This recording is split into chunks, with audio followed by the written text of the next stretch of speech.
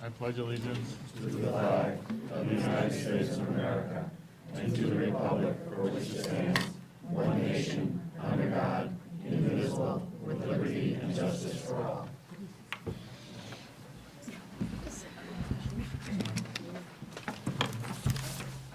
Good evening, everybody. I have a motion to approve the agenda. Norm, do you have a? I do. Motion to approve with an addition rather, under 9, which would now become 9A, Ocean Bowl discussion. Do I have a second? Ocean Bowl discussion. Second. Any comment? All in favor of the Aye. amendment? Who wrote the full agenda then? As amended? Motion? So moved. A second? Aye. All in favor? Aye. We have public comment. We're trying to get through. There was serious discussion tonight on the amendment to the regionalization plan, so we're going to limit, as a plan, to public comment to 3 minutes. So we'll start off, lady in the back. Sorry, don't know your name. Hi, good evening. I'm Karen Buckley. I'm from Durham. I'm a mom of my 4th student to come through the high school. And I appreciate you putting Ocean Bowl on the agenda. I'm sure you received the email from Lisa Samazik, Toby Bates, Megan Samazik, Duncan Bates, and myself. We are very interested in making sure that the team moves forward this year. I have agreed to apply and serve as the advisor with the assistance of the 2 experts, Megan and Duncan, who actually know Ocean Bowl stuff. And Mrs. Martin has agreed to help in that process also. The challenge this year is that the Ocean Bowl competition is not in Connecticut this year for the first time in a very long time.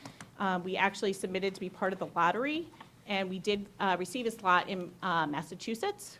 I am not a certified teacher in the district. I understand the policy of the board doesn't actually require that, but your past history and when your approval process has required it. So I'm sure you've seen the email. I think it was shared with the board. We're looking to move forward with, at a minimum, being able to practice and get ready for the competition. And I understand in my conversations with Mr. Falcone that he is working to try and find a resolution so we can have either go and compete on the day of or overnight. It is preferable to do overnight because of the timing and the travel so that the kids are not too tired for competition. But quite frankly, we're willing to try and make whatever work so that we don't lose a year of valuable time for the kids. Thank you. Thank you. Other comments? Tanya? Danya Viola, Durham. Good evening, everyone. Out tonight, follow up with my concern that I shared with you at the 2 previous meetings having to do with the gas conversion. I was fortunate enough to have some contact with Eversource. Thank you, Kim, again for your help there. And the lady I spoke with today had to say that she understood where I was coming from in as much as there wasn't any formal presentation from the Board of Ed in consort with Eversource to the public at large who will be responsible for paying the bills.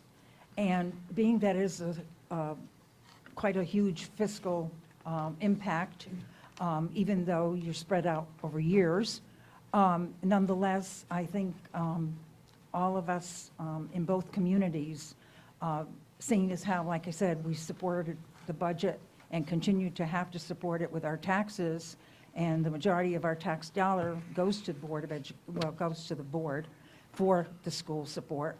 I would like to think that you would still accommodate each and every one of us, the residents and taxpayers in both towns, to a public hearing so that we can have it aired out, questions, answers, and the costs affiliated with it, so to make it a little bit more understood, better understood, and further for rather than waiting to the budget hearing come April to get the details. Because it seems like everything kind of comes to a head after the budget hearings in March, those discussions. And I think that with what you all know now, and having heard from Mrs. Booth on her report 2 weeks or 4 weeks ago, one of the last two meetings, that she mentioned considerable amount of dollars, 1.2 million, I would really think we need to have clarification, and so we all can understand it, and both sides know that how we work together would be better accomplished by really transparency. Thank you. Thank you. Other comment? Hi, Teresa Wyman, Durham. I would just like to once again ask you regarding the sensitivity of the matters being voted tonight, to continue your pledge for full transparency, because as you can imagine, my astonishment after last week's meeting and receiving the community newsletter once again to see the same comments repeated, which is, I'm just going to leave it there, but I really hope that going forward on these matters and all the matters to come in this whole regionalization and whatever the word is, sorry, the reconfiguration, that you once again take time to think of the children before anything else. Thank you.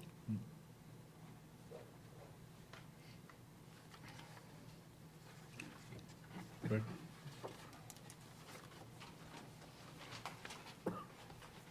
My name's Richard Parmley. I'm an American, proud of it. I'm a Durham resident and proud of it. In September of 1965, I showed up at the Durham Town Hall. And Charlie Wimmer was our first selectman at the time, and he swore me in as a voter. Before he did that, and the town clerk, I had to demonstrate to them that I could read. Well, I passed, and I've been voting ever since. I'm not here to tell Middlefield how to run their town. They do quite well without any advice from me. But there is a difference in here. 6 people from Durham are going to be voting on this issue. And, you know, you're voting on my rights to access voting. And the way it is now, done at the annual town meeting, does not really fit in the groove. I mean, you can be a resident, and with medical certification, you don't even have to apply for an absentee ballot. They'll mail it to you every single time. You don't have to vote. So a lot has changed since I became a voter. I don't think you have to demonstrate you can read anymore. You know, we got to get with the program, and we got to maximize the rights of the residents of Durham to exercise their right to vote. And that would be best done by changing these terms, because that's what we have to do. How the 3-year term came about, I don't know. I was here when it came. I know it was, years ago, it was a big effort in the community to keep the Board of Education nonpartisan, and the parties would respectfully nominate a candidate, and the other party would get up and second it. So there I would sit in the Julian Thayer Auditorium, the annual meeting. One town chairman would get up, he'd nominate a candidate for the Board of Education. The other town chairman would get up, or their representative, second the nomination, and generally there wasn't a lot of people there, and that was the end of it. 1 minute left. Hmm? You have 1 minute left. Oh, thank God. I had 2 years in the United States Army on active duty. They never told me I had 2 minutes. I had more time with Senator Lieberman. All the more reason I want to vote, and I will vote. And sometimes it makes quite a sacrifice. 1 minute. Thank God. Yeah. Don't give me too much time. 80% of my money.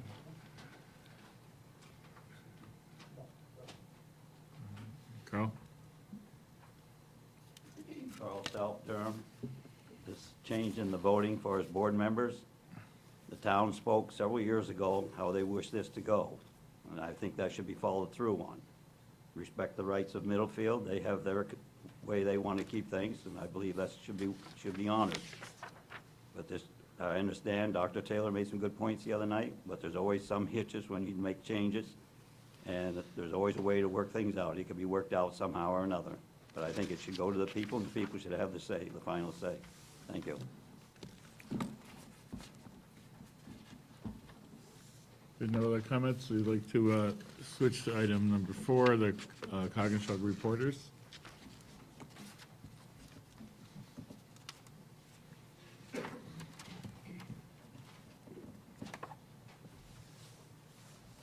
Hi, thank you for having us here today.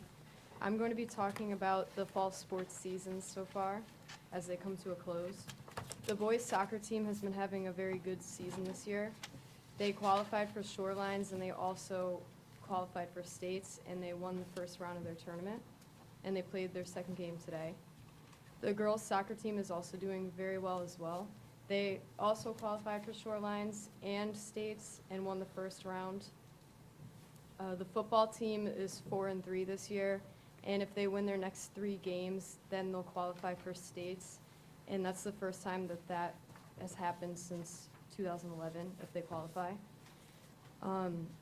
The boys cross-country team also had a very good season, and they qualified for Shorelines and states, and the girls cross-country team qualified for Shorelines and states as well, and they placed in the top 10 at states and had a few top finishers for the meet overall. The girls volleyball team qualified for Shorelines and states as well, and they won the first 2 rounds. And, yeah. That's great. Hi again. Today I'm going to be speaking for Coggeshall's involvement in Veterans Day. And also, unfortunately, Nick could not come to present about our Washington, D.C. trip, but I'll try to cover as well as I can. So in light of Veterans Day, many students from Coggeshall have taken part to celebrate. There have been many musical performances held, such as I played taps along with Brian Lexa in an echo at the Middlesex County Chamber of Commerce on November 4th.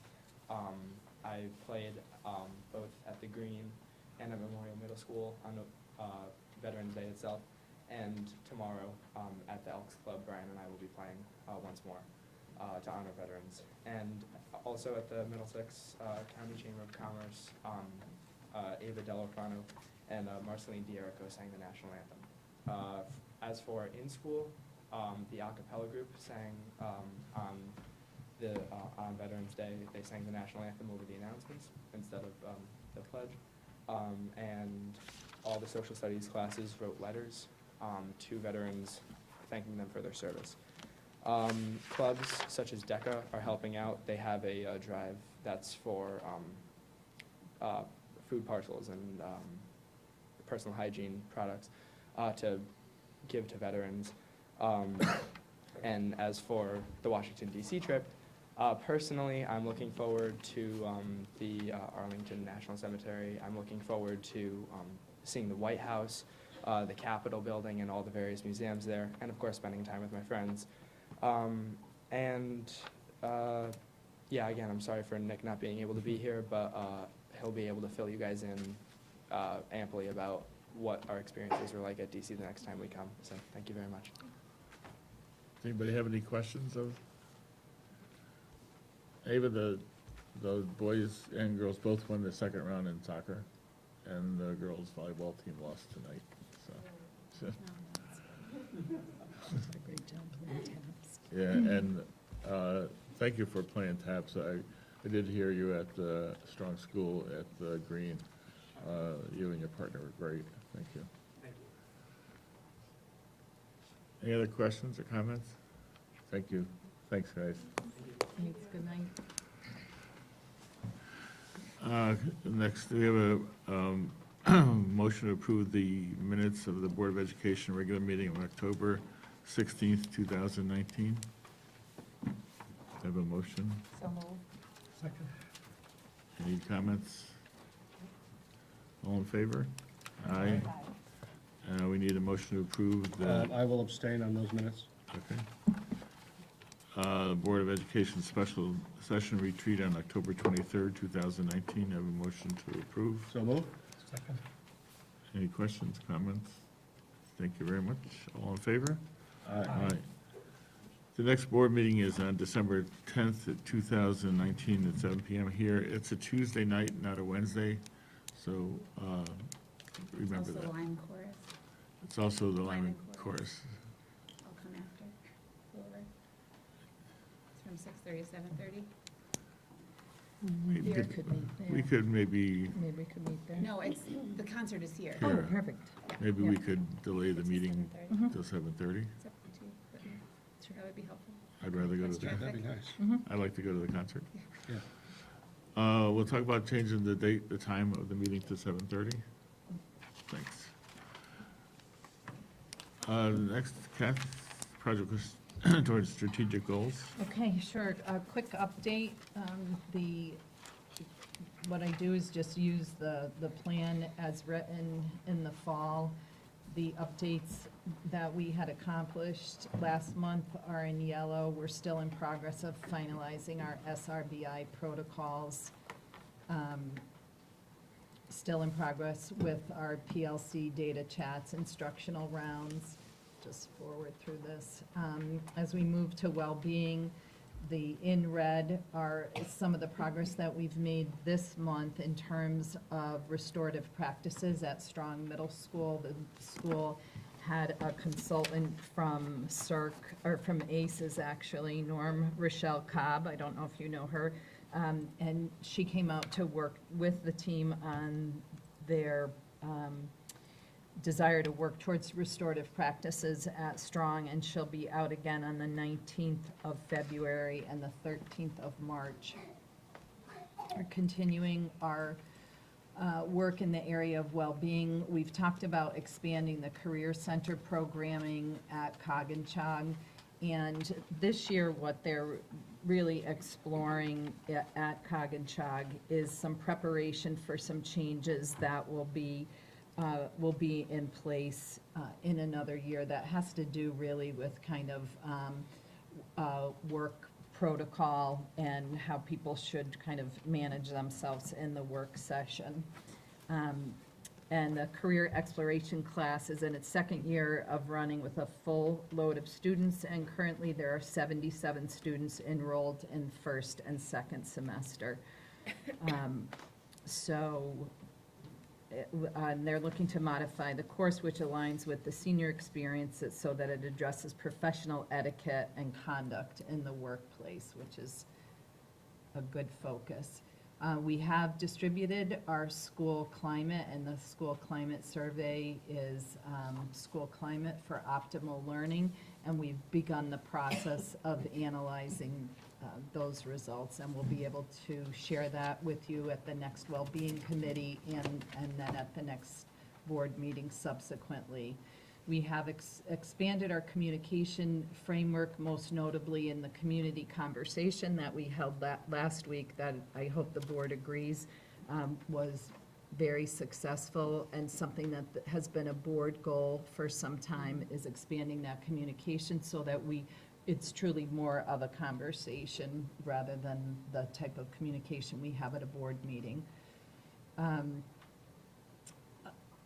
Finally, in the past month, we're continuing to work on our HOT approach integration. I sent the board in your update over the weekend the fact that we have opportunity to apply for a grant for $450,000 over the course of the next 3 years.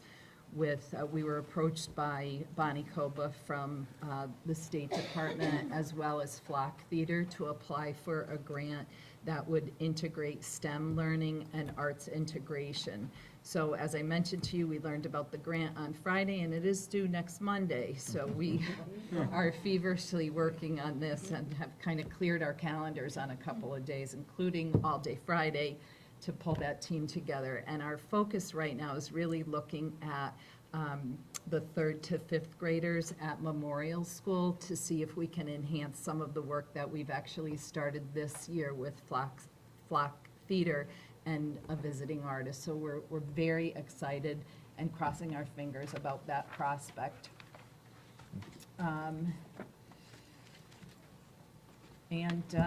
we have implemented the discussion forum. So as I review the budget priorities, I'm excited that this year, for the first time, in addition to the priorities that the administration and staff have identified, we also have the priorities identified by the board, and then feedback that we've received from parents and the community in terms of their priorities for the future and for the budget in general.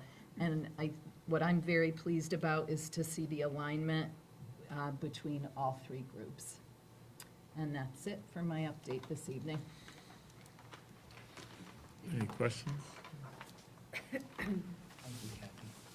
welcome. Next is committee reports, student achievement. Lucy or Victor? Okay, I'm going to keep it short because the minutes are phenomenal, and there's more information in there that I can't even convey. The math, we discussed we were shown the math curriculum that has been adopted, in the process of being adopted, completed. It is comprehensive. What's unique about this particular curriculum, especially in my careers, is that it was developed in-house. It was developed by the teachers, the coaches, student needs, all of that is all incorporated into it, and it is continually being revised. Normally, when school districts purchase curriculums, they're pretty much static, in a sense. You know, teachers have to pull in stuff from other places in order to enhance it. This is a work in progress that will be continually updated and improved, and it's just phenomenal. We talked about the, I don't know how to pronounce it, NESEC update for the accreditation, sorry, for the high school. And I guess it's done every 10 years. I believe they're pretty much at the end of the cycle they have now. There are usually 54 indicators that they look at. Most of them were complete. There are always some of them that are in progress. For instance, curriculum and assessment is something that's constantly being evaluated and changing. For 2020, NEASC has turned around and narrowed these standards down to 5, and with a total of 32 indicators. The school district is already starting to train a team because of the changes in the spring of 2021, and I believe the self-studies of the school starts in the fall of 2021, and the committee will actually come and visit in 2024, so they have a little bit of time, but they're working on it. There was an update on enrichment. We've talked about programs for enrichment for students. There are already a number of things that are in place within the district, even though they may not be necessarily labeled enrichment. There's after-school clubs and activities, but they're looking more to have these types of enrichment activities done during the day. They have identified students in the past, but they've never had a formal program, formal talented and gifted program. So that's where the focus is now, to kind of pool all the programs that are available within the district for students who could use the enrichment, and they're also expanding it into athletics. It was discussed, in art and music, so it's not just an academic, because student enrichment is not always in just academics, it's also in the arts as well. And the movement towards project-based learning is also very much geared for enrichment for students as well. So, and that's it. You can read the rest out of the press. Thank you. In the minutes. Did you guys pick another meeting? Do you have a Pardon? meeting? Do you have a meeting date for the next? The next one? I guess. Yeah, It's on Do the you guys calendar. it's I already could just email scheduled. to me. It's already scheduled on the calendar. Next Wednesday. I just didn't. I think it's Wednesday at 4. November 20th. 20th. Thank you. Did I miss it? I went right No, by it's it. right on the, It's on Oh, the- there it is, it's on the November agenda. 20th. 4 o'clock. It's always on the agenda. Oh, it's right there. Yeah, I see it. I thought that it looked there. You don't want to put those things out in front of you. Well, you have my glasses on. I should probably put the glasses Nervous on. when you have to present. Nicely done. Thank you. Bob, utilization? Oh, yes, at the Utilization Committee, we discussed at length a number of items.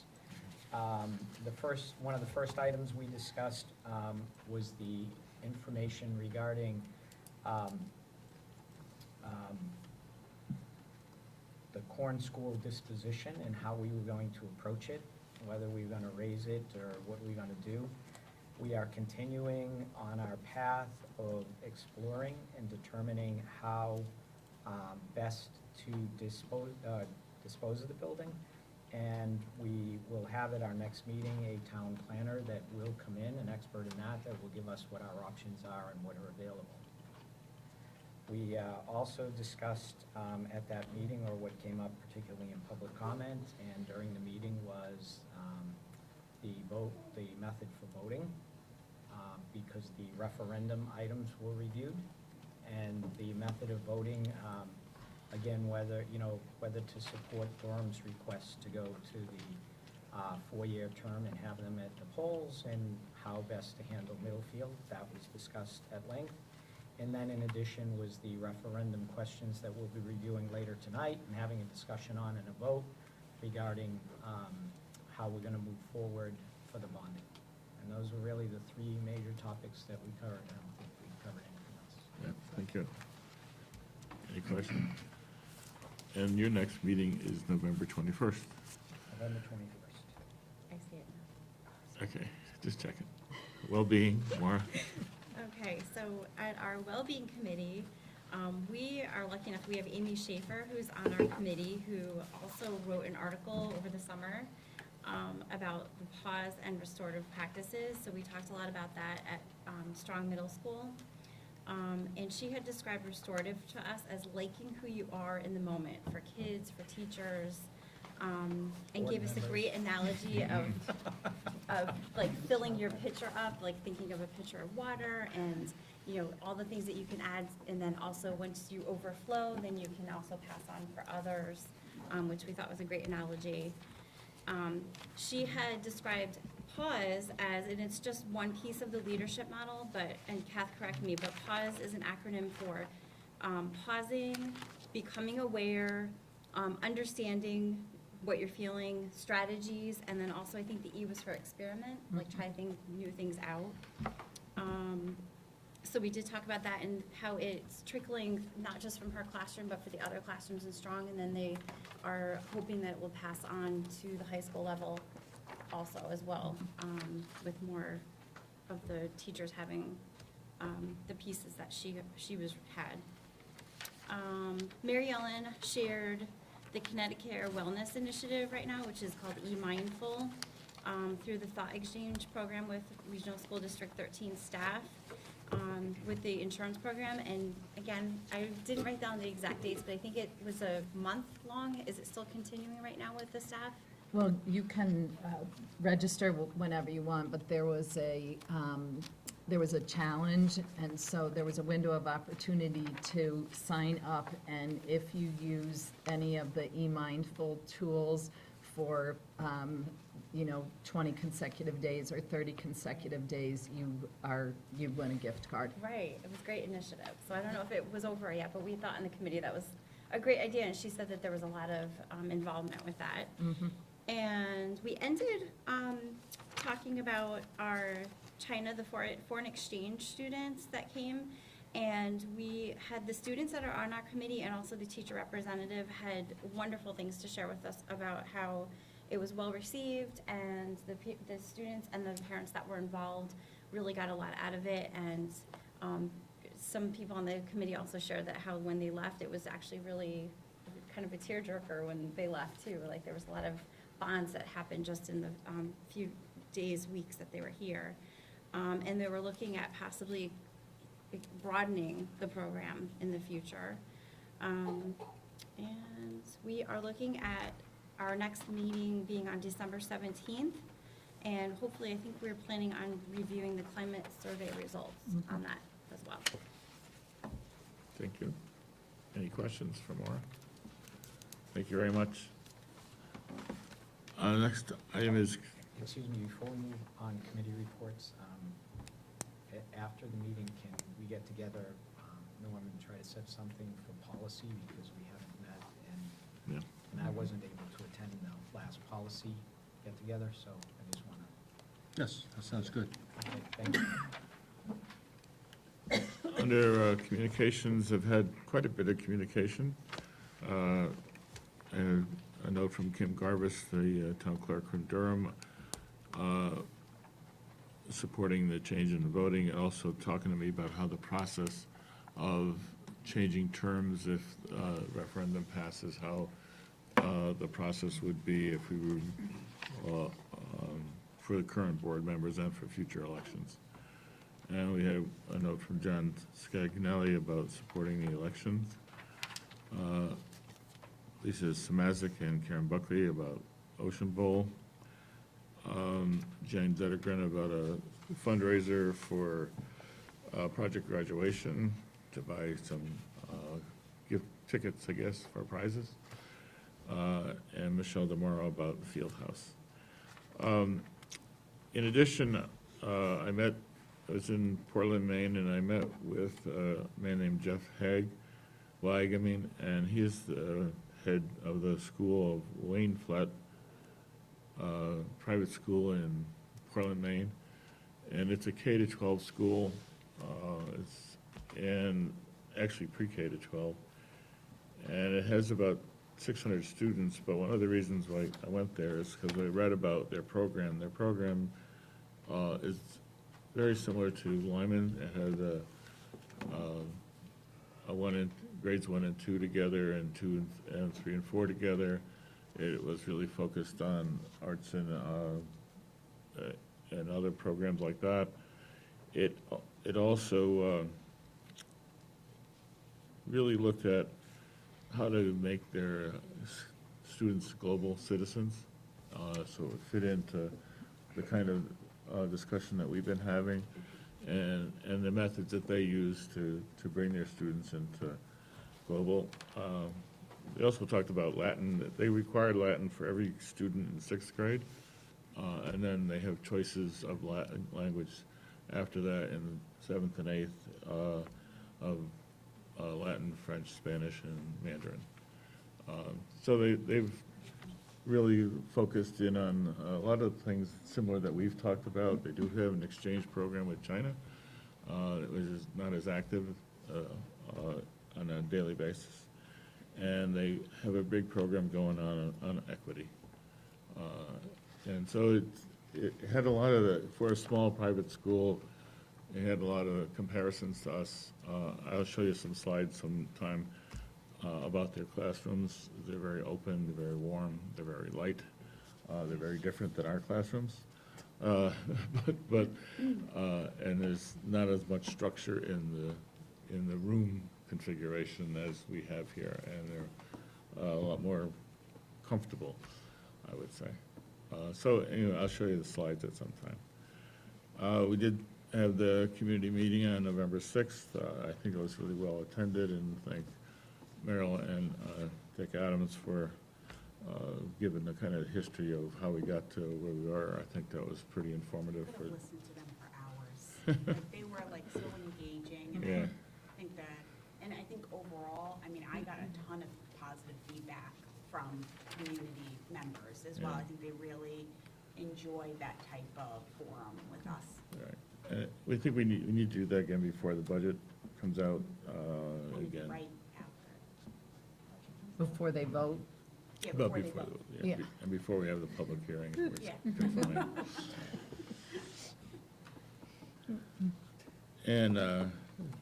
And any other feedback from your community meeting? I thought it went.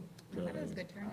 Yeah. I think people liked the ability to ask a question and also felt like they were contributing. Yeah. And I think it was really helpful for people to hear that history. I think that was like really one of the big compliments, was like, oh, I didn't know that. That was really interesting to see how that came to be. I think that was really good. I didn't want to take away time from others that were there that night, but I wasn't part of that very first class of open class. So Meryl brought me right back to that day one. It was amazing, it was progressive, We had rooms where there were lofts. We learned through play, but we had a little bit of structure, and we had to use our time in our own way. Here's what you're gonna learn with math. Needs to be done by the end of the day. You decide when you're gonna do it and how you're gonna go about doing it. But all the things that we're talking about today, what's modern teaching practices, it was going on way back then. It's just, obviously it's evolved, but what a wonderful experience. It really was. I'd just like to say that it sort of became clear to me in the course of that meeting that the structure of allowing public comment but not response, which we follow of necessity in our meetings, needs to be augmented by some kind of forum in which we can actually have discussions on points that people raise. Because I think that one of the things that did happen is there was a little bit of response. There was not a lot of time, but nevertheless, I think that people felt more included because there was not a wall between us and them. And we don't like the wall either in these meetings. But we have the requirement that we are not allowed to stay all night. We need more conversation kinds of forums, I think. And I think Well, that was our goal last year to do this, so we get more of it. I was reminded again at that meeting that, of the desirability of doing that. I think probably, we had said that you'd schedule one in the spring, so after the budget presentation, probably during the deliberation, but prior to the referendum. I think that would be a good time to do that. I think the format that was followed was excellent. And a lot of people commented. The fact, we weren't all sitting up front. We were part of the, we were part of the community, and the community was part of our meeting. And I thought that was just a wonderful experience. Definitely put it in the gym next time, though. I mean, it was, Yeah, the chairs were in a circle. They weren't lined up, somebody in the front, they were in a circle, everybody was included. The look on faces, I mean, you could actually hear in the room when you actually explained that it was, when Bob and you explained that it was, gonna be, they had a chance and we were gonna be able to respond. I looked around and people were quite surprised and quite pleased. I'm not sure they believed it until it started to happen, but, yeah, it was very well received, very well. And finally, I sent out another newsletter, and hope you guys got a chance to look at it and read it, so. just a point about the newsletter. I know that there was a point raised about whether the plan amendment needed to be submitted to or approved by the Commissioner of Education, and it simply has to be submitted or filed. And so it was also incorrectly noted in the newsletter that had gone to print probably, 3 weeks earlier before it hit people's mailboxes. So the board had said at that meeting, when it was brought to our attention that there was, just a discrepancy in what really has to happen, that when those minutes, which I just proofread yesterday, come to the board, we can make that correction. The point on Ocean, sorry. Yeah, go ahead, Ocean Bowl. Okay. Can I just say one thing? I Yeah. went to the Veterans Assembly at Lyman, and it was great, and it was actually even different than last year, which I appreciated, not sitting through the same thing twice, but it was, the kids were so proud, and it was actually an assembly that incorporated the entire school, where it's usually at assembly, one class is the host, and then one or two classes share, and every single student was part of that assembly, and it's pretty powerful. Really enjoyed it. I think they all were. Yeah, that was the only one I made it to, but it was. I think the one at the town green with strong students, having, the 200 strong students walk down and be part of it. And then when they asked for anybody who had comments, I think, 25 or so, Middle schoolers. seventh and eighth graders got up and talked about their father, uncle, grandfather who was in the Army, and it was pretty emotional. I think not being shy is part of the curriculum apparently, because they just marched right up and. Memorial School's assembly was an entirely student-run assembly, and part of the format that they used was, as students got up to talk about a particular war, gave a little bit of, just an overview, including the dates, And then the format was to read excerpts of a letter that had been sent home from a serviceman in that particular war. So it was very powerful, and the band played and chorus sang, and a couple of veterans, including Bill Curlin, spoke. It really was a very powerful assembly, and Brewster School, for their second year in a row, is also doing a Veterans Day assembly. Yeah, they gleaned a large number of veterans. I was just amazed at the sheer numbers that they brought in. They were provided with some favors at the end. It was very, very moving. Just, kind of by way of reminder that when we first started talking about having school on Veterans Day, the board asked me to reach out to the veterans, but to be sure that we were getting some feedback before we made that decision. And I did do that through Bill, and kind of got some, survey feedback from veterans who said, we actually feel that students get more out of being in school because they're understanding more about what the day actually means. And it has given us an opportunity to honor the veterans in our area in a different way. I was just gonna say quickly, also just to acknowledge a few other events that the Pops Clothing Drive, I went to that, and I'm pretty sure I probably tipped the scale for them. I'm just saying, but supposedly it was very well received. Mrs. Lucio was saying that they really got a huge turnout, and it was really good, and it was so easy to contribute, which was really nice. And the craft fair was very well organized, and tons of students, and with their raffles. It was great. And then the project graduation raffle, I'm keeping my fingers crossed that I win lunch with Dr. Berenice, or was it breakfast? I can't remember, but I'm just saying. And also with Veterans Day, what I think was nice, and we thought about it too late, and I didn't even know, but also the bus drivers, I know they're not employees of the district, but I didn't realize that one of my daughter's bus drivers was a veteran, and he actually brought in a picture of him in the Army and was showing the kids on the bus. And then she made him a card, and I felt learned so much just from her bus driver, so it was really beneficial. It was good. Any other communications? Tomorrow, Friday and Saturday, I'll be at the Cape Caps Convention. I am going on behalf of, as my role at being chairman at ACES, but that doesn't mean I'm going to leave you guys out, so I'll be on the lookout for things and do some networking for you, so should be a lot of fun. And I get to play another role I'm also on the Nutmeg Board of Education, so. It's basically a play that we read, and then Tom Mooney, if you know Tom Mooney, he is probably the guru of school law in the state of Connecticut. He writes it with all these mistakes in it, deliberately placed, and some of them are very subtle. And then the group gets to talk about them. There's an audience, and it's great fun, and there's huge takeaways, so I'll let you know. Have we ever contributed material to that enterprise? As a matter of fact, we have. No. As a matter of fact, it's in this It year's... was all good examples, right? Well, of course. Ocean Ball. So Ocean Ball, yes. I'd like to thank Karen, who really so, adeptly captured my synopsis of where we are right now. The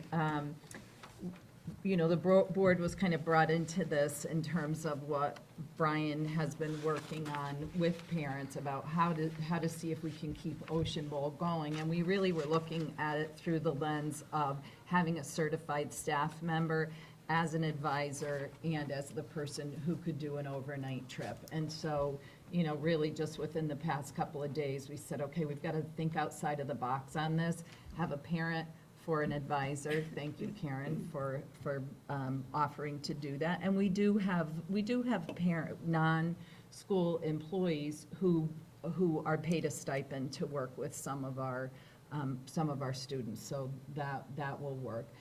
Part of this, as Karen mentioned, the fact that this is not being held in Connecticut, also has a little wrinkle for us in terms of the budget, because we did not budget what potentially could be just upwards of $2,000 for a coach bus to send, I believe, six students.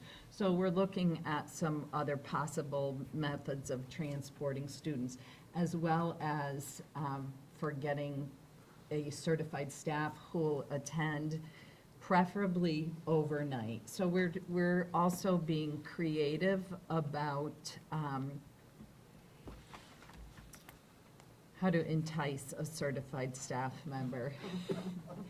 It's, you know, people are very interested in supporting our students, and as the board has talked about, you know, I think you understand the commitments that our teachers have to their jobs as well as to their families. But I think that through compensation and some other ways, we'll be able to, driving them Lunch to with Dr. school, lunch Veronese. with Dr. Veronese for the next one, that we will have a staff member who can attend, go to the MIT in Boston with the team on, I believe it's February 29th. And so we have a little time before this is brought to the board on December 10th for your signature. And as soon as we have verified who that is and how it will happen, I'll be sure to let everyone know, as well as the parents who are here to support that group. Can a board member substitute No. a certified staff? No, it's just certified. Well, probably because you're not over 25 yet, because that's, you have to be over 25 or certified. We Okay. just really believe for the safety of the kids, for accountability, responsibility, we really feel better Insurance. about sending a certified staff member. We'll need the field trip request form in for us to vote on for next December 10th. Yep. So that, it'll show us how they're gonna get there and what's gonna happen and.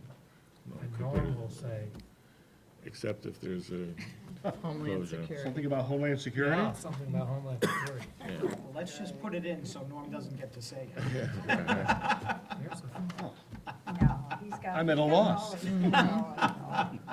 Reducing your responsibilities, that's all. He's got it all memorized. All right, any other comments on Ocean Bowl? I taught ocean engineering, if you want to have some advice from an old guy. You taught ocean engineering? A little bit. You want to send a certified teacher from the district only? Yes. Otherwise, we'd send Jamie. He's a certified teacher. And as for your ocean engineering, Bob, when I went to college for chemical engineering, they only had 3 subatomic particles, and now there's what, Yeah. 16? A regular ocean full of them. I know, really, so Unfortunately, I was maybe in, dated, you know? I was in environmental and civil engineering, and, you know, the ocean really hasn't changed much. It gets a lot dirtier, and that's about Our it. understanding of it might have changed some. Yeah. Wave is a wave. Item 10 is our important thing for tonight. In front of you, I passed out a copy of the report that we are here to approve. The report's 3 pages long. It's in 2 sections. One is the first part that talks about the need to change or to amend the authority to be clear that we have the authority to close a school. It goes through a little of the history of how we got to where we are, the changes that have been made since 1968, and all of the different things at the different schools. And finally, it recommends, and this whole report will get in the record, it recommends that the Board of Education of Regional School District 13, notwithstanding the recommendations of the temporary Regional School District, School Study Committee of 1967 for the towns of Durham, Middlefield, is authorized to determine the programs and facilities, including associated grade level configuration, required to best serve the students of the district as established including the alteration, expansion, or closure of district school buildings. Additionally, the Regional School District 13 will maintain at least one active school in both towns of Durham and Middlefield that educates students of a determined grade levels. The Board of Education will host at least one public hearing to receive input from both Durham and Middlefield communities before determining the programs and facilities required, including associated grade level configuration, to best serve the students of the district as established, including alteration, expansion, or closure of district school buildings. The second, and that is the first part that deals with the authority of the school board and the requirements that were imposed because of the bond council's considerations of what's happened in other school districts as they try to close a school building. Although we had language in there that gave us the authority, it wasn't specific as to that particular language, and the bond council wanted that language. The second part of it talks about the changes in the provisions of the statute and the terms of office and voting, and it summarizes the what we vote on is the election of Board of Education members from the town of Durham shall be in the manner as prescribed by sections 2.16 and 6.1 of the town of Durham Charter and serve a term of 4 years. So those are the two actual changes in the authority that we would vote on tonight. We have to vote on to accept this report as a whole, and then we would act on what's going to happen after that. So tonight, I'd like to, start off with a motion to approve the report and then make any amendments that people feel are necessary. After approval, it would be filed with the State Department of Education. Then we would set up public hearings. We have to pick dates for those hearings. I think it's just one that's necessary, but we may want to have two, but I think it's just one general public hearing is necessary. And then the language and the dates for the referendum, so it's clear what, when we go to public hearing, what actually would be the change of this report. So the two changes, I think, are going to be written up in the referendum.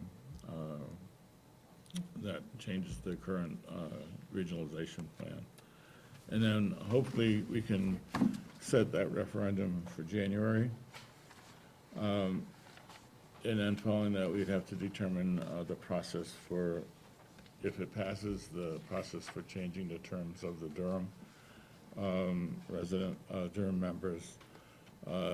Some of us expire in May and June of this year, these Wait, three so old you ones. expire or your term expires? Well, it could be both. I'm looking for the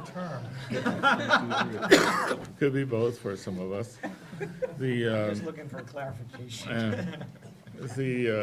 And then the change in the cycle, and Kim Garbus has sent me a process, except that her assumption was that this referendum would be in November of next year.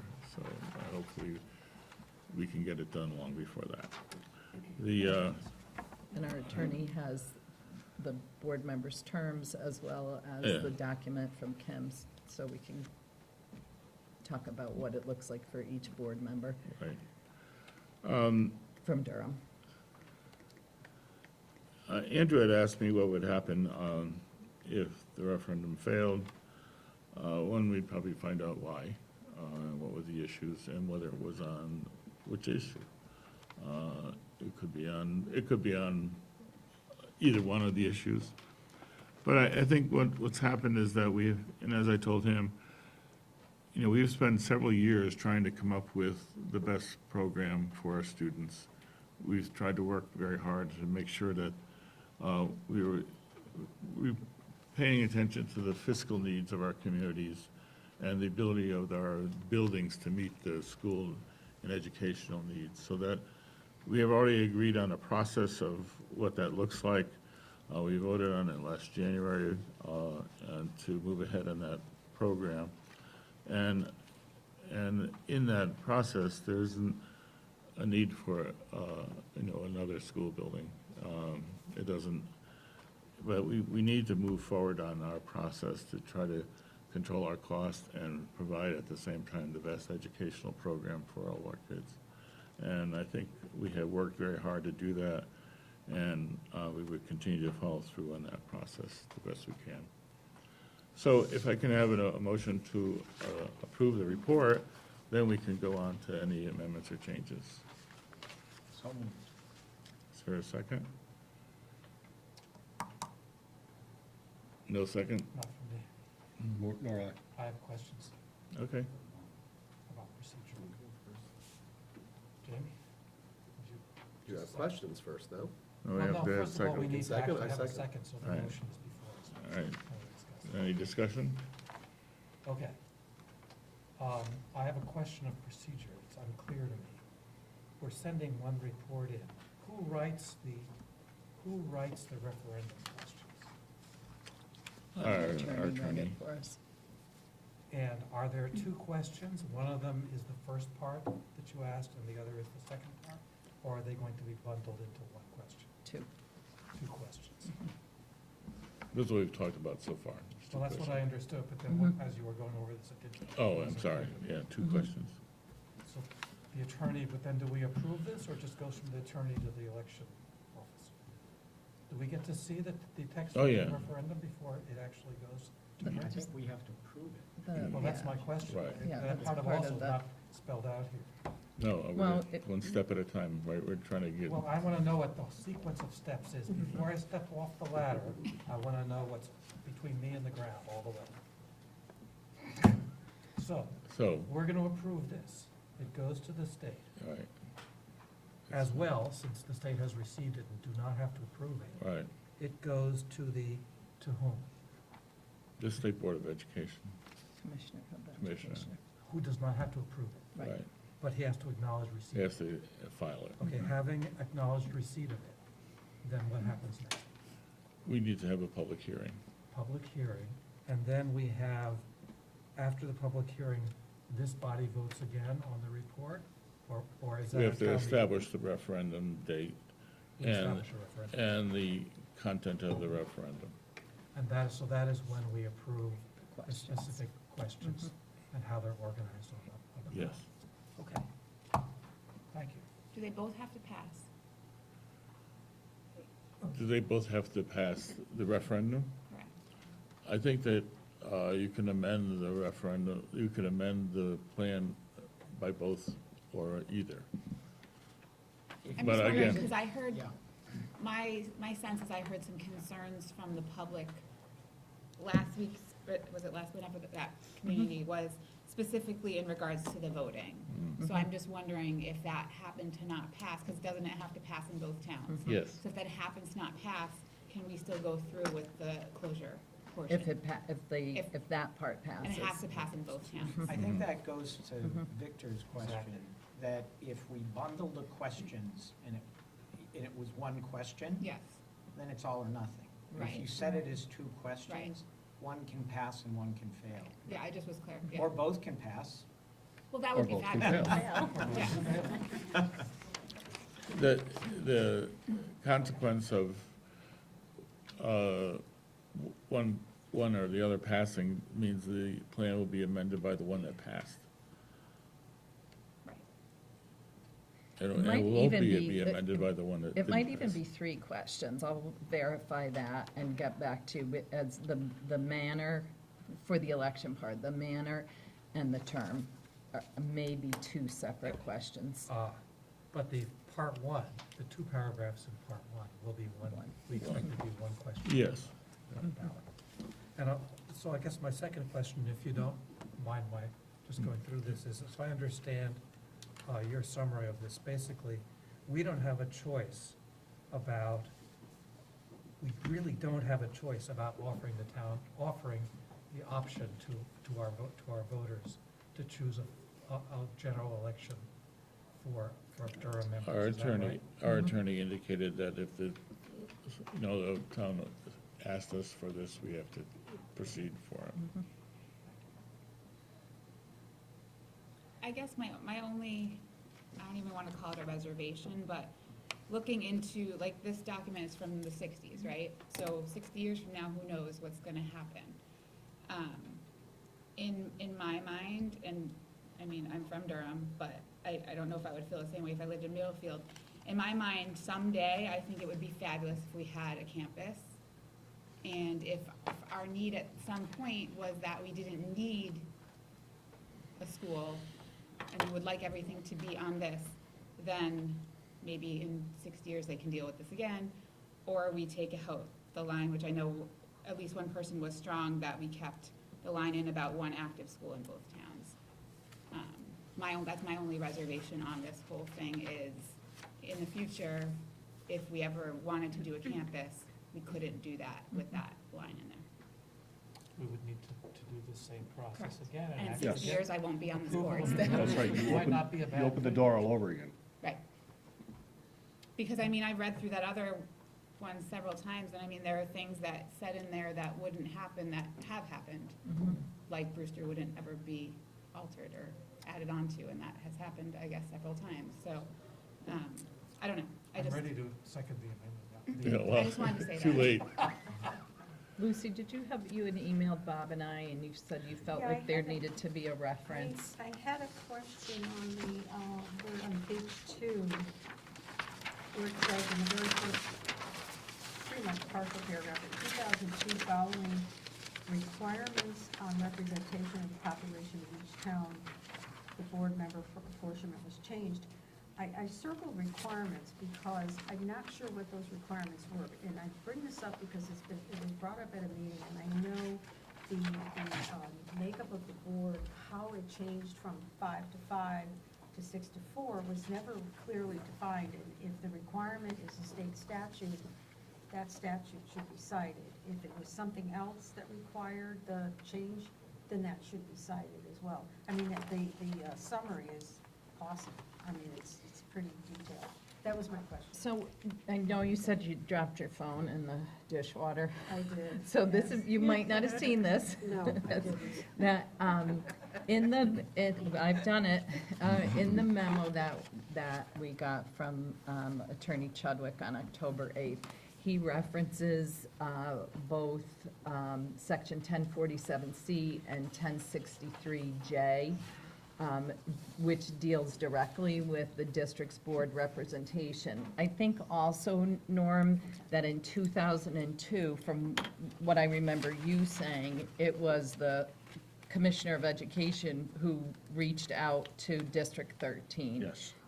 Based on the changes in population, Yes. which dictated the change in representation. According to the state. Yeah, and I read the state statute on it, which says basically as federal law and apportionment of votes, it's related to the voting authorities and stuff like that about the number of people, and it would change according to our lawyer.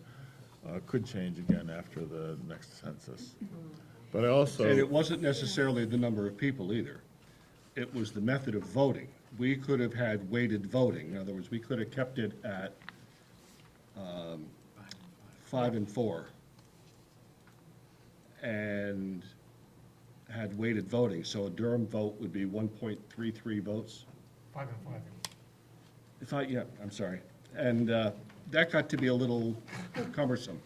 Can So you even that's what we imagine? decided to You'd add have the like extra the person. adding machine. But in addition, Lucy, our policy 9110 was amended in 2002 on November 13th to set up the new number. Today. So, if that's No. the case, if somehow some of that could be just. I can just put in there, refer it to- I've been on planning and zoning for 15 years, and you do have to be a little more specific, and sometimes So I we've got pick the up. statute. We have it Stuff like exactly that. here, and it's interesting if I mean, it's. you want to reread the memo about how they're actually 1047C and 1063J, some of the provisions are actually in conflict of one another. It makes it a little bit interesting according to the memo from our attorney. But we can, I think we can easily cite those in this amendment. Would you like to amend the report by adding the site 1047. on Yeah, that paragraph? right, if you could put the citations in there under, instead of just requirements, put. It's also under our policy. I can just simply do it because refer to our policy 9110, which was adopted, or are we going to Does do that it in refer statute? to the state? Yeah, and You rather have it on the state? I would rather have it on the state Yeah. and the federal, only because people will say, well, look, you write your own policies and you follow your policies, but that's not a requirement. No, we're following the state requirement. The state imposed that on us, our policy was in alignment with that, so. I think, Now, I don't know if you want to do it by reference directly there or a footnote on the bottom. I don't know which way, and I'm not sure,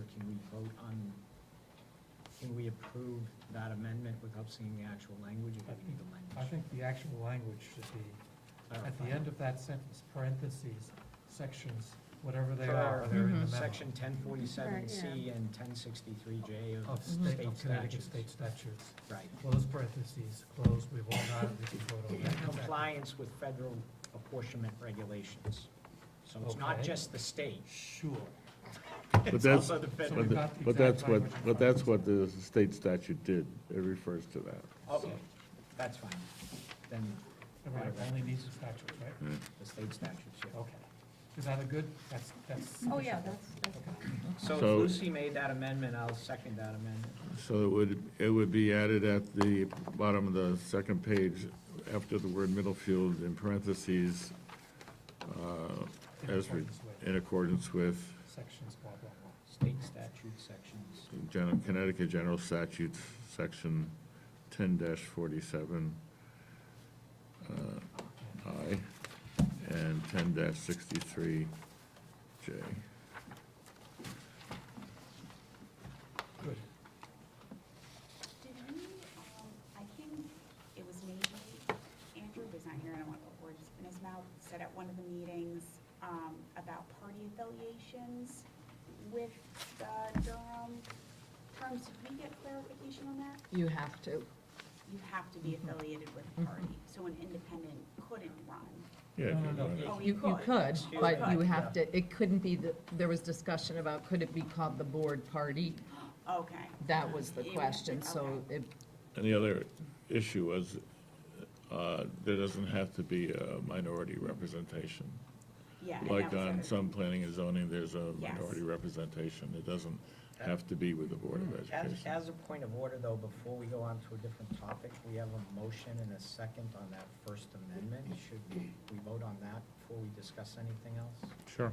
Yeah. Oh, Because Lucy otherwise, moved the amendment, I'll second. it already seconded. I had already seconded it. Good. That's why I was asking. So now it's time for discussion of an official nature. Yeah. Now we say, Is there Yeah. any Is the other amendment discussion any on good? the amendment? On the amendment, no. All in favor? aye. Aye. Opposed? All right. Back to the full discussion, Okay, As amended. as amended. yeah. Is there any more questions on the apportionment and parties? I'm sorry for having cut that discussion off. I just wanted to. I didn't take it like that. The only comment I would have, and it's a comment strictly, is in the report. It's very clear under authority, and I think it's important that we read it into the record and that everybody hear it once again. Under authority, the second paragraph through the fourth paragraph says the temporary study committee, after studying the need and benefit, made the following recommendations. The Durham and Middlefield cooperatively administer the entire educational system, kindergarten through 12. That the new regionalization system be organized on an elementary, middle, and high school basis. That children attending elementary and middle schools remain in their present locations, and that a four-year high school be constructed on site presently available in Durham. And then the key paragraph is the next one, and I think we gotta make sure we understand this. The report further describes the initiation of the district following approval of the referendum. It also states that it must be emphasized again. Now, this is a direct quote.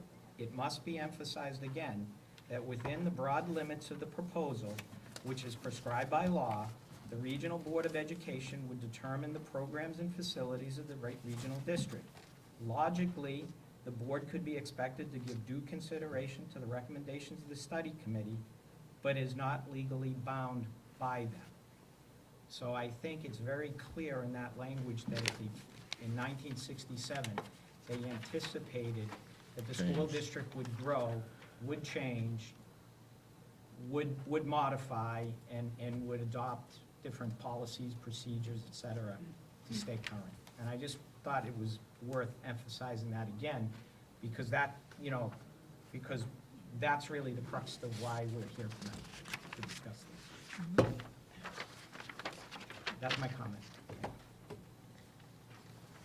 I just have one other clarification, and this may be a moot point, but it says cooperatively administer their entire educational system, kindergarten through grade 12.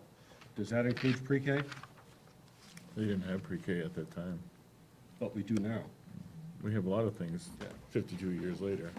The regional board would determine the programs They and didn't- facilities of the district. Logically, the board could be expected to give due consideration to the recommendations of this study, K through 12, but is not legally bound by them. Again, we moved people out of their present locations when we established the two programs and housed one in Brewster and one in Lyman. We moved them out of the present location. We have closed schools. We have adjusted the facilities. The Board of Education historically, over the last 50 years, has done these things, giving due consideration to what the study committee originally recommended, but not legally bound by it. That's why I think that's a critical paragraph, and I'm glad you put it into the report, so thank you for that, Bob.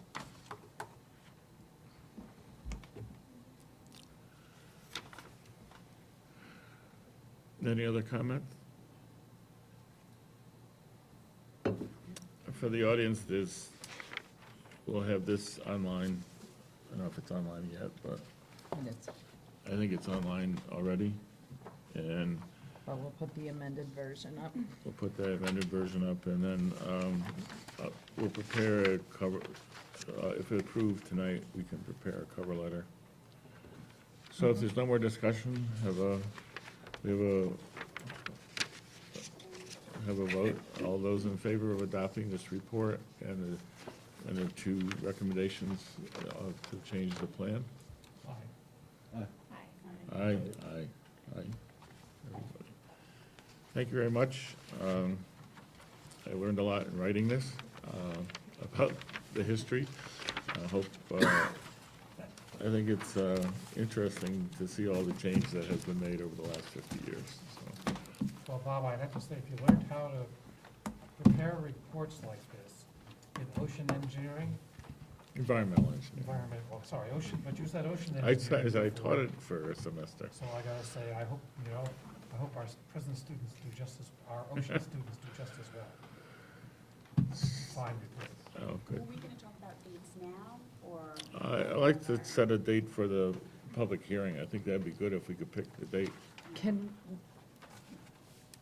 There's Yeah. certain kind of timelines that we have to, Check, adhere to, so We have to what we need to backdate do. from a referendum. Yeah, so what we need to do is let bond council know that it was approved tonight, and then you kind of work backwards from when you'd like the referendum to be. So whether it's the, middle to end of January, and then, when it needs to be noticed, and just the time frame there.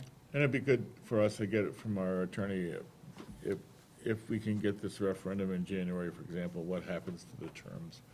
Yeah. And how do we who gets, what, So I think we'll do that at the December Yes. meeting then. yeah. But hopefully we can have a public hearing in December. Okay. But we'll backdate it, right? Okay, thanks. You can have your public hearing probably, it depends on when you want to have the referendum in January. Yeah, but I also like to have everybody know what's gonna happen to the current terms, and who would be on first and who would be Yeah. second, how we're gonna vote. Yep. When the charter was written, it took the people that expired in July, it moved them to the November, automatically extended theirs. Kim indicated if this referendum goes to next year, you would get elected in the same manner in May. So hopefully we don't have to do that, we'll just get it done long before May.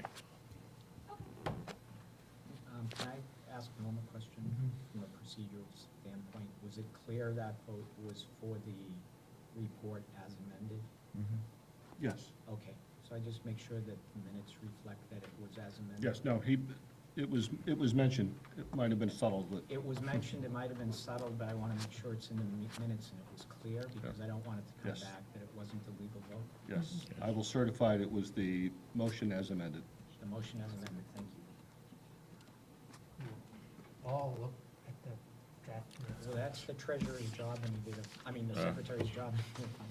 All right.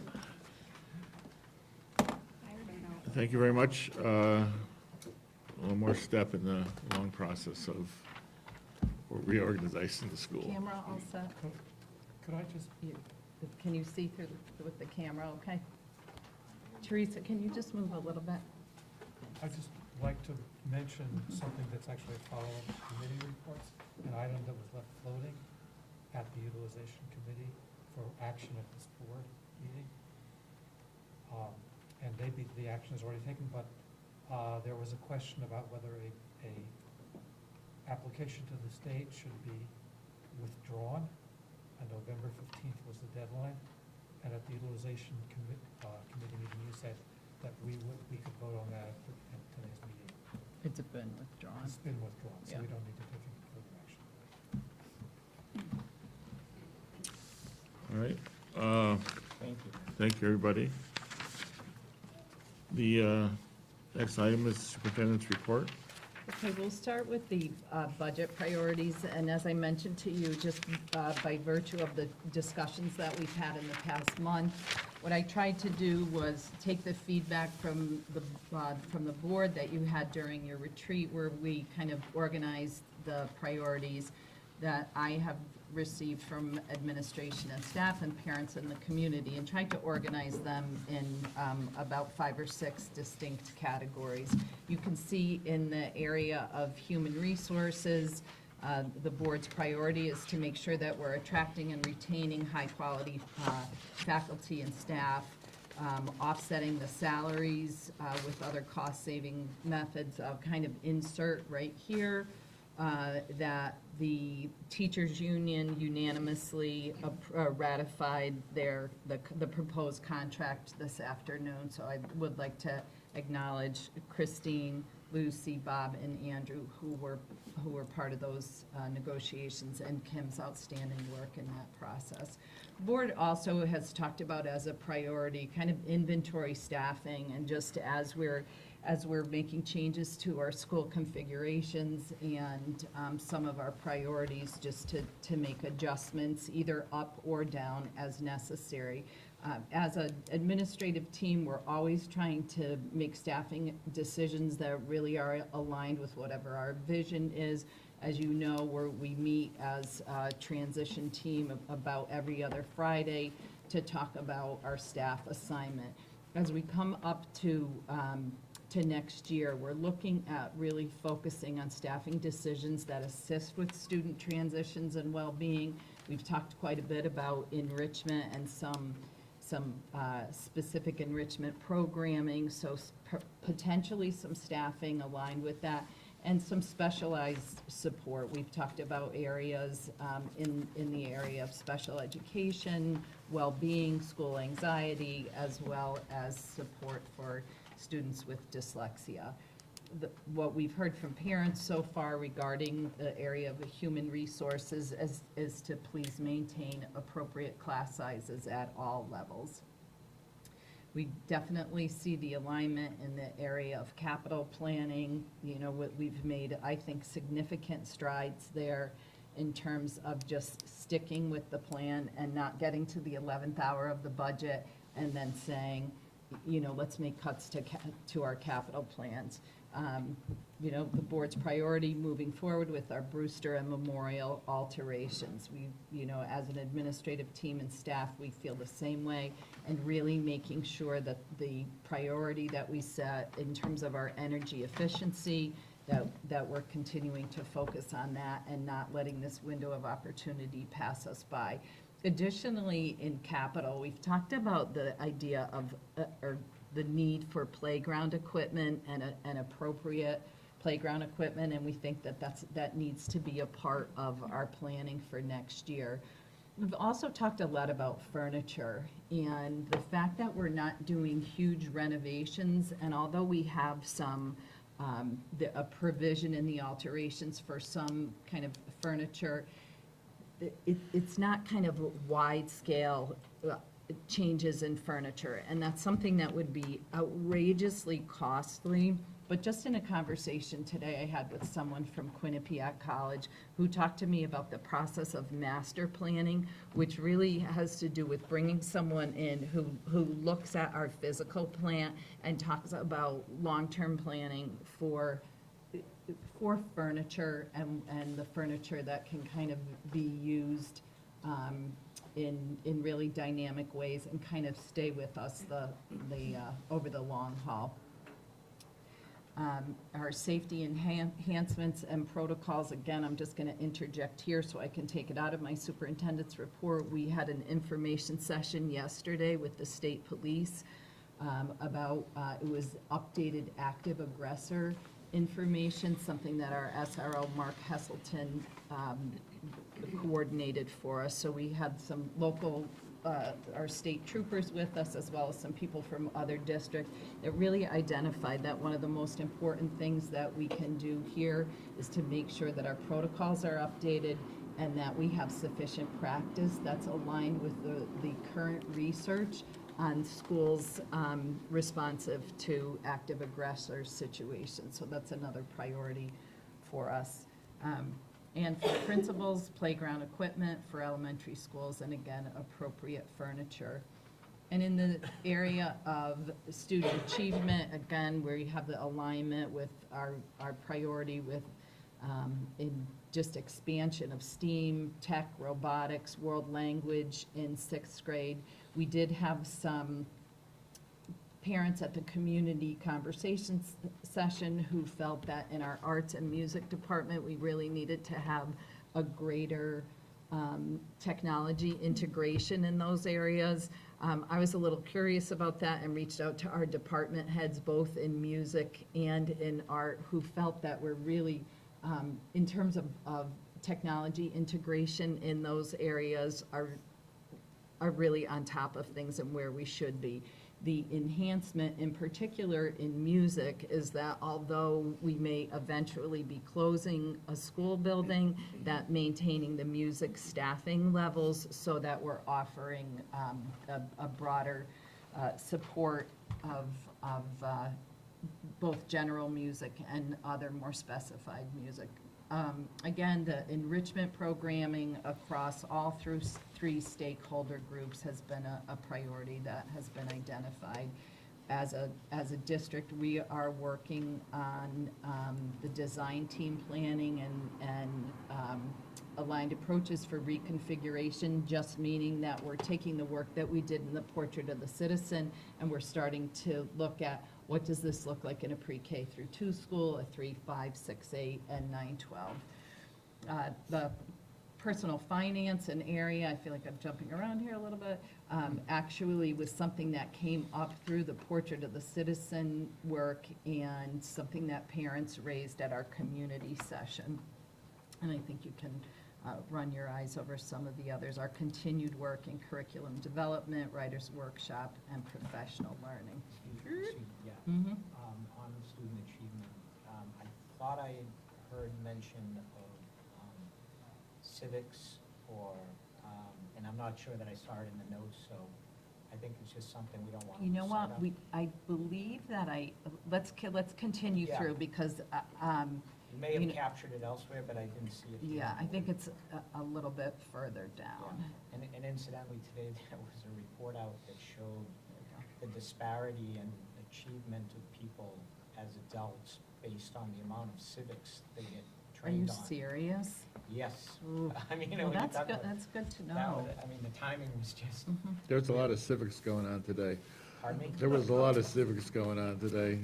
Yes, yes, but they said that those students that are exposed to civics at a heavier level in the high school level, as adults, know better how the system works and can either use the system to work for them or change the system. and that those that don't get that kind of knowledge don't know how to navigate their way through to accomplish what they would like to accomplish. So I think it's so it was kind of an interesting. Yeah, and I report. think there's a couple areas that kind of ended up in engagement that really should Yeah, I be in see this. social studies there, so Yes. social studies / civics. Mhm. Okay, as long as we don't miss it, and I'm glad. And I think the point that the parent made, who also happens to be a middle school teacher, was if your focus is on global citizenship, we have to make sure that students understand citizenship in their classroom, in their community, in the world at large. Well-being, we see, again, the common theme for just enhancing students and staff well-being and mental health and alternative education support for our students. For us as an administrative team, really looking at what we learned through our climate survey results, which will be addressed this year, but also continuing that as we go into next year. In the area of engagement, we've talked about the different types of sensory support for students who have different learning needs, that we're really paying attention to that as we're doing school alterations. What does the actual layout of our school look like? What opportunities exist in a school for students to access and benefit from our buildings and from learning, which also includes appropriate playground equipment for students who may have special needs and may not be able to benefit from, kind of a traditional playscape or equipment. Across all three stakeholder groups, the area of outdoor learning, how important that is for us as a community, a district, and for schools. We already talked about the career center expansion, global partnerships, again, across all three major stakeholder groups, expanding our unified sports. You'll see on the administrative column, but I think both the community and parents as well as the board would agree, expanding our unified sports, which is now 5 through 12 to K through 4. Continue our work with racial equity. And then with some of as you see in the parent column, parent community column on the right, we had people who really felt that cursive keyboarding, and as we mentioned, social studies was an important focus point. And parents brought up, how do we attract and retain students and families in our district?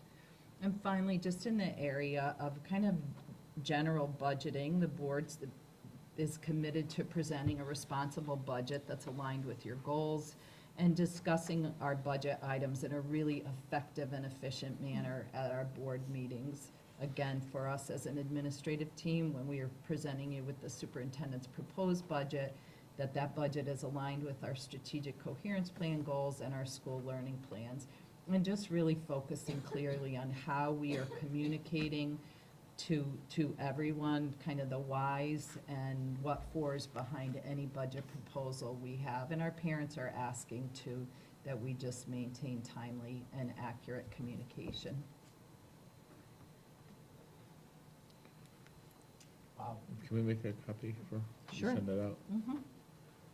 So in the past, when we've done the priorities and parameters in some respects, it's been a little bit of a cut and paste with a few, with a few tweaks depending on what we were looking forward to in the coming year. And I think that this year we have a multi-dimensional set of priorities that was contributed to, even prior to the superintendent's proposed budget, contributed to by community members, parents, the board, and administration. We'll try to consolidate that, and I think most people realize that identification of priorities is kind of like a Christmas list. You don't get everything you asked for, but you may get the Hot Wheels track. So we'll continue to work together.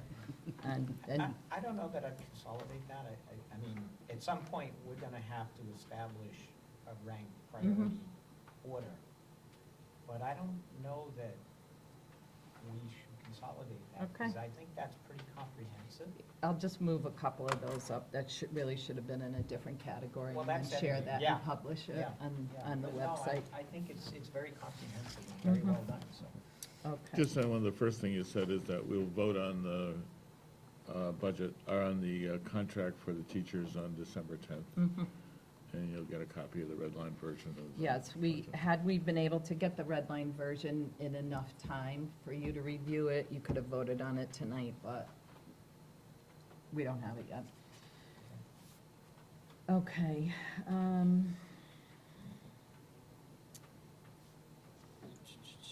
Okay, so the superintendent's report, I wanted to highlight Ocean Bowl. We already talked about the progress there.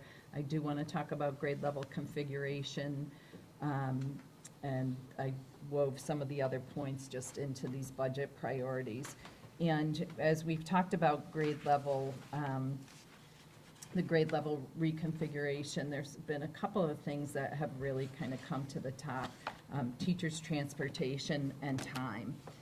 So we've been talking for a couple years about sixth grade moving to strong, and that, we talked about that when we were contemplating 2 K-5 schools, and then when we switched to the kind of single track design, that still included sixth grade going to strong. Once the timeline got delayed a little bit, we tapped the brakes on that, but we have been saying that we are moving sixth grade to strong next, for the start of next year, which would mean, just like we did when Corn School closed, and the entire school went with Mrs. Stone to Memorial School, the fifth and sixth graders from Memorial will move together. We won't close Memorial. We'll move together to Strong School. And we'd like to have this as an open discussion at the December 10th meeting with a vote on this. Bob and I had talked about it, and he thought tonight's discussion really needed to be focused on the amendment. Once we move sixth grade to Strong School, it leaves Memorial with a fifth grade class of essentially students from ID and Contemporary. Both students have come from Lyman and those from Brewster. So next year, that would mean we would have a fifth grade class and fourth graders from Brewster. That's a little school. Because the ultimate configuration of Memorial School will be 3 through 5, in conjunction with my administrative colleagues, our recommendation is that third graders from Brewster begin attending Memorial School next year, which would mean current second graders at Brewster would move to Memorial and be at Memorial for their third grade year, for third, fourth, and fifth. Gives us a couple of opportunities. One, to begin the planning for what does an intermediate school look like? What kind of staffing, what kind of programming? Also, Brewster is kind of bursting at the seams, and if you are a Brewster parent or a Brewster teacher, you know that it's a little bit like camp in some rooms, where different service providers are sharing the same area because there's not a lot of space. If third grade goes to Memorial School, there are 3 third grades. However, there'll be an additional second grade next year, so we'll be capturing only 2 classrooms that can be used for other purposes, but we'll take it. So that is, kind of a overview of why we believe we should do that. The other part of this is the transition process it's complex. It's complex in terms of staffing and looking at certification and what type of support are we trying to give students, how we box up our materials, what types of materials do we need, what type of custodial help do we need, how do we minimize the disruption to student learning.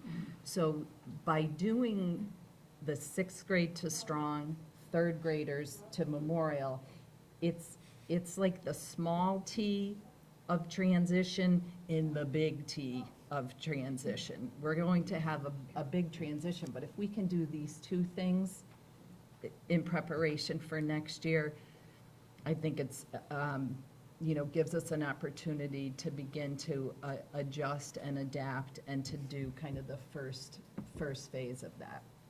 So some concerns from parents have been, when kids are transitioning, can they at least perhaps go with some teachers who are familiar to them?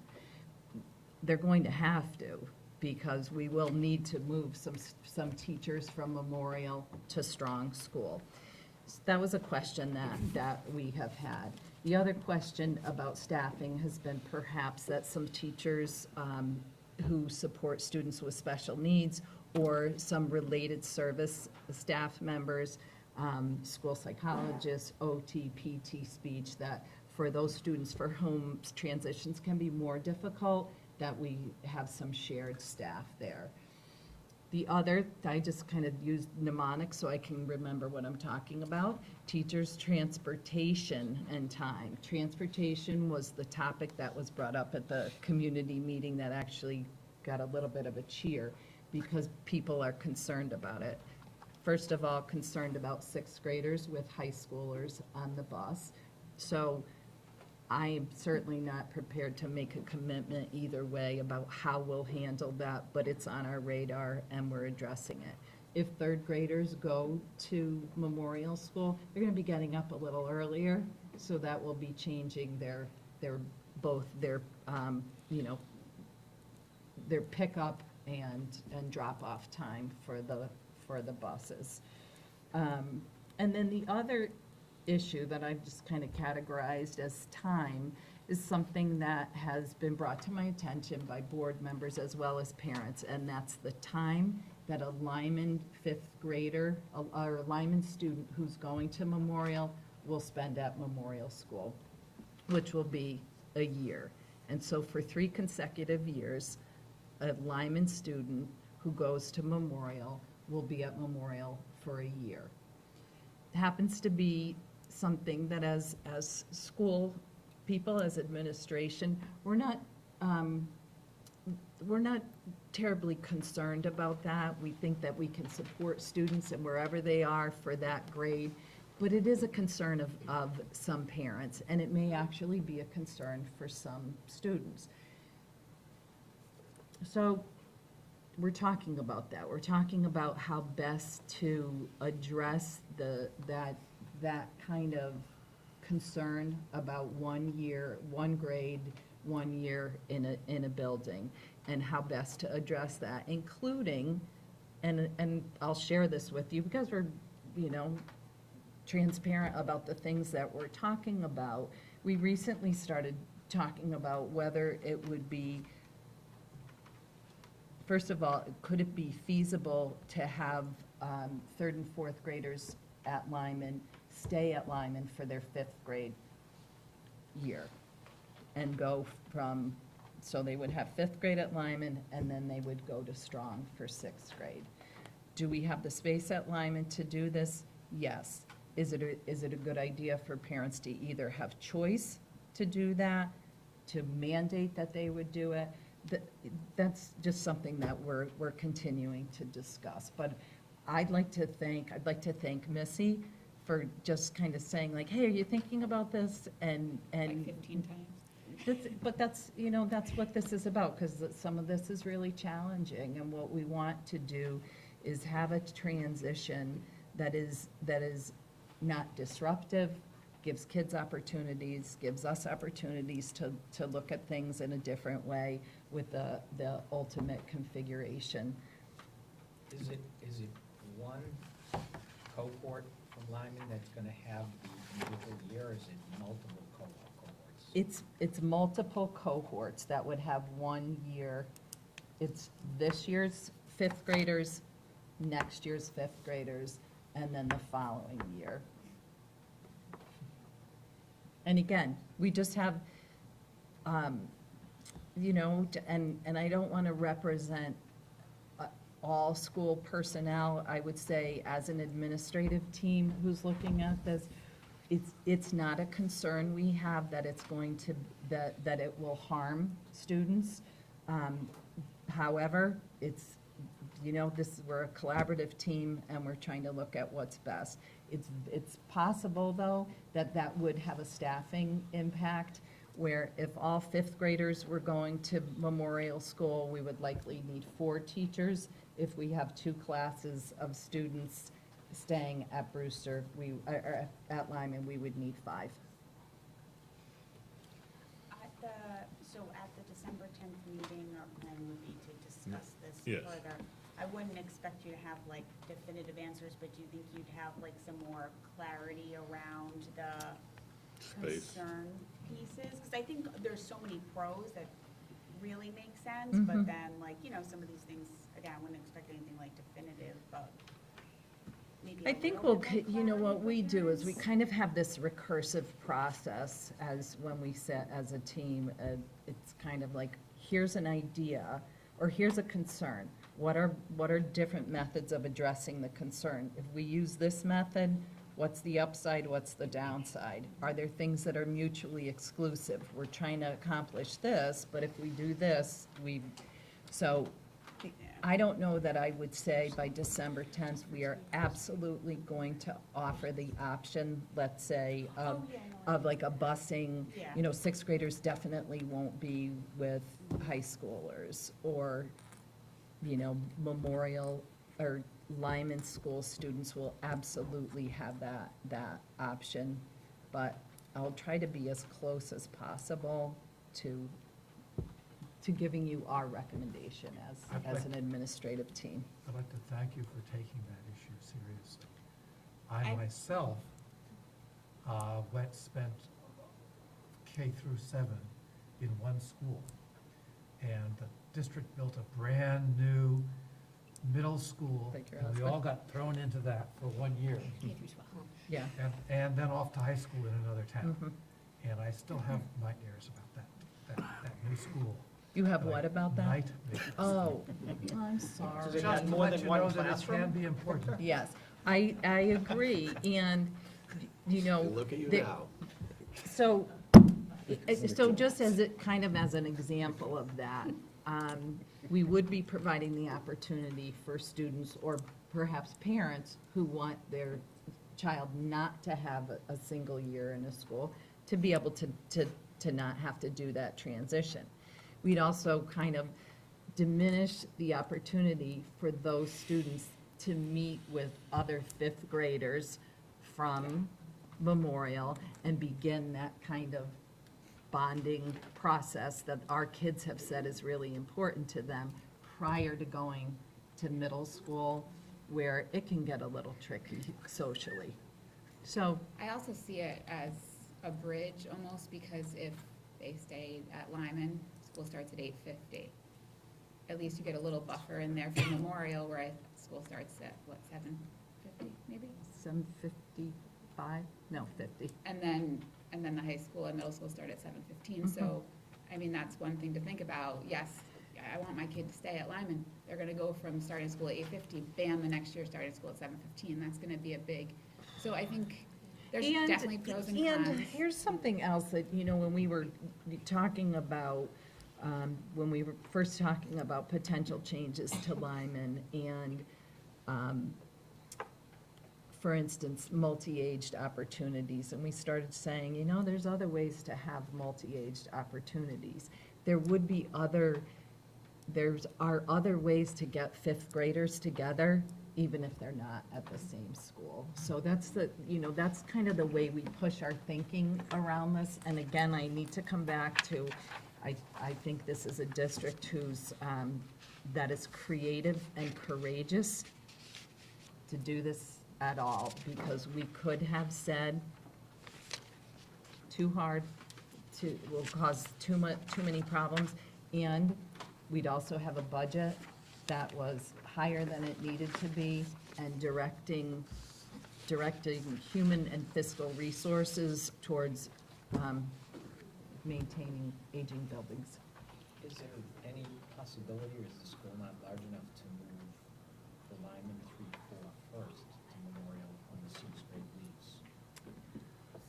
We could, and that would We would really. have a big riot, I'm telling you that we- right now. We absolutely. You want 300 people here again? Because that's what would happen. Well, I'm sorry. Okay, Bob. Enough said. All right. well, and we know, so there's the kind of the logistically, can we, and then there's the should we. And so the can we, yes, should we, absolutely not on that. It's just, it would be a diminishing of a school that doesn't accomplish what we're looking to No, do. I was just asking. And I think also you had said, It would if take you're those going three forward with Yes. what your plan is, that, I'm sorry, it would keep 12 classrooms in each school, Mhm. which would make it, but again, I appreciate you, Yeah. Kath sat with me, because after the week of conferences, I went on a field trip and got bombarded by parents saying, what do you mean my kid's going to school at Strong next year? Because even though we've been talking about it, I don't think people have been listening, or maybe heard it and didn't want to believe it, so. And that's why I thought that perhaps a vote makes it really More real. official. And I will say, Missy, I had parents who met with me on Monday, and I feel if a parent comes to meet with me, there's probably at least 10 or 20 parents who have the exact same feeling that that parent who has made the time and is courageous enough to come and speak has. So I think they're representing, and it helps us. We get better. We get better by that dialogue. So I think if you have questions, so Yeah, you can even send them before- ahead of time so that, if there's answers that we have, there's answers. I'll put out a Google Doc so that you can all see what you're And I asking think or that, ideas you may have. even simple things like where are they gonna sit, what part of the building is Strong gonna be open Mhm. to? And where is that located versus the 7th and 8th grade? How's it all get together? All those things are, just the, Okay. physical stuff is important as well. Huh? We've learned that in the past. Yeah. Any other questions for Kath? Is that it? Wasn't I the one who said we could run faster board meetings? We're doing Sorry. really good. I No, just we're doing really contributed good, to guys. this. I'm really hoping for 2 hours. Yeah. We got 10 minutes. All right. Yeah. Sorry, Pam. No, I'm good. Kim's gonna hit a home run. Kim, you're up. Very, very short report tonight. Hey, it's October, we're running, it's November, but I'm reporting on October financials. We're running at 37% revenue received for the general fund and at 28% expended, so we're right in line where we should be at this time of the year.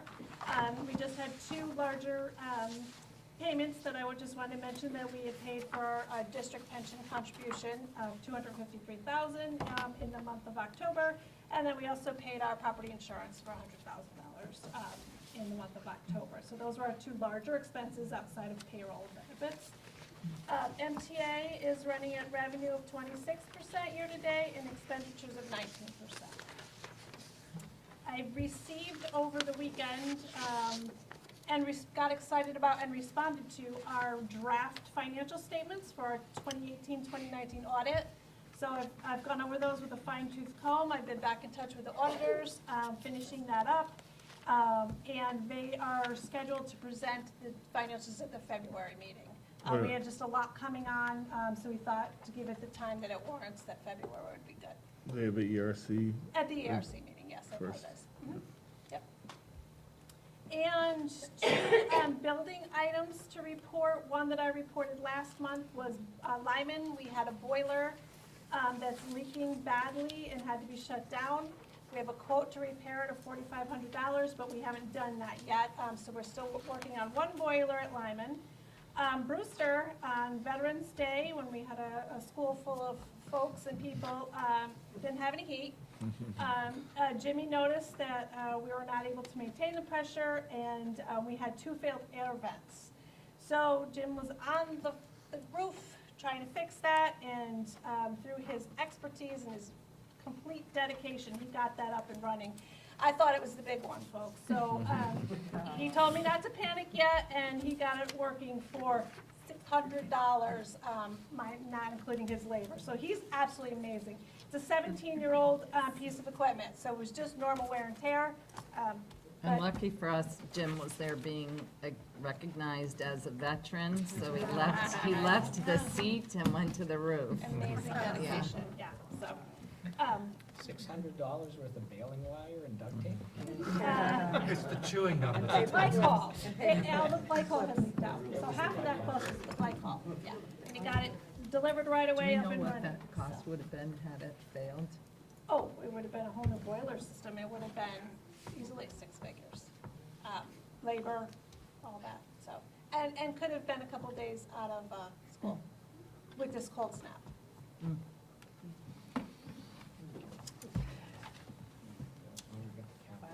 You all set? Is that it, Kim? That's all I have. Any other questions for Kim? Not, public comment? Hi, Teresa Wyman from Durham. I will be the first. Thank you, Dr. Bernice and Missy, for advocating for the Lyman fourth graders and saying at Lyman, both of my children, like Missy's, would be affected by that. So I will be the first to support the endeavor of doing whatever we can to make that happen, even if, which I know is not really a possibility, but no matter if parents have to volunteer, whatever has to be done, I think that would be in the best interest of the children, because I'm a little perplexed as to why there's not much concern. Dr. Veronese says, especially for the kids with learning disabilities, but I do appreciate that. I'd also like to discuss the payment for elementary school field trips and the costs that are being incurred. There's an upcoming field trip to the Pequot Museum for the third and fourth graders, and out-of-pocket for parents is $40, and with the chaperone $15 in addition to that, which to me is a lot of money to get experiences, and that is with contributions from the John Lyman Parent Association. So I think that the elementary kids, and I don't know anything about the middle school kids, but I'm assuming it's the same with booster field trips, that I think it would be a good budget priority to add, maybe concerning putting some money into more funding for the elementary school and middle school field trips, if that is the case at the other schools, because it's a little disappointing to have to come up with that much money for your kids to have the experience. I'm happy about finally utilizing grants for arts integration in STEAM. I think that's a wonderful thing. I really hope it goes throughout the district and not just into one school or one age group. I think the priority for it is a good start, but there needs to be equal allocation throughout if we are to utilize those grants. But I do hope that there is a lot of focus in the budget on enrichment programs coming up. So thank you.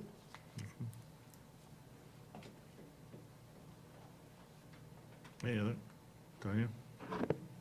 Yeah, I'd just like to say, your explanation on the strategic coherence goals, Kathy, was quite comprehensive. Appreciate that, especially when you do have to come down to making priorities on the upcoming proposal for the budget. With that in mind, and with the way our state has curbed our funding, and I understand we're going to get less this year, but they're still going to go through with our increases probably for our assessments in the town, which is next year for our town of Durham, for our property. I would like to say that perchance you might consider a bit less in the way of programming, because like the state, they put out the programs left, right, and center, but now they can't pay for them. And I don't want to see our budget go down because of program offerings that aren't really an enhancement for the programs that are already currently in place. Thank you.